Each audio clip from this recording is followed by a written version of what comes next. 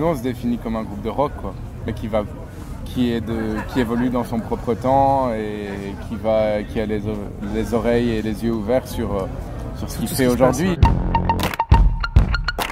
Milo, Princess Nokia, Mickey Blanco, Bad Bad Not Good, Shabazz Palacis, Brockhampton. Tyler the Creator, Kendrick Lamar. Ils prennent des risques, il y a un truc, ils vont super loin dans leur démarche. Et dans l'univers aussi. Clair, c'est clair, ils surfent pas sur une vague ou quoi, en fait, ils créent une vague. C'est des jeunes gars ou filles qui n'ont pas peur de casser les codes parce qu'ils sont affranchis de ces codes-là, en fait. Tu vois, du rap des années 90 par exemple, et qui en ont rien à foutre en fait. Ouais, bonne question. Ben, c'est pour ça, c'est une réaction au fait qu'on s'est tourné aussi vers cette scène-là. C'est une réaction parce qu'on trouvait plus ça dans le rock, tu vois, dans la musique qui est de base celle qu'on écoutait, tu vois. La guitare, c'est juste le...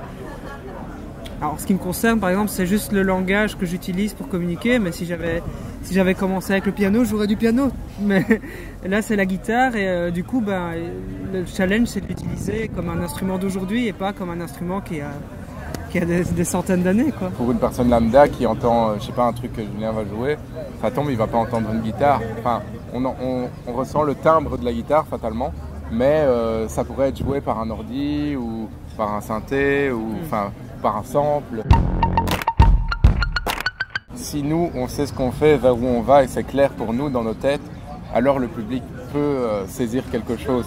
Si nous-mêmes, on ne sait pas ce qu'on fait, si on ne sait pas si on est un groupe de rap ou un groupe de rock ou un groupe de jazz ou ce que tu veux, ben là, fatalement, c'est plus compliqué. Là, par exemple, aujourd'hui, j'ai l'impression que c'était peut-être c'était assez clair en fait. Pour les gens qui sont restés du début à la fin, j'ai l'impression qu'ils ont capté ce qu'on faisait, quoi.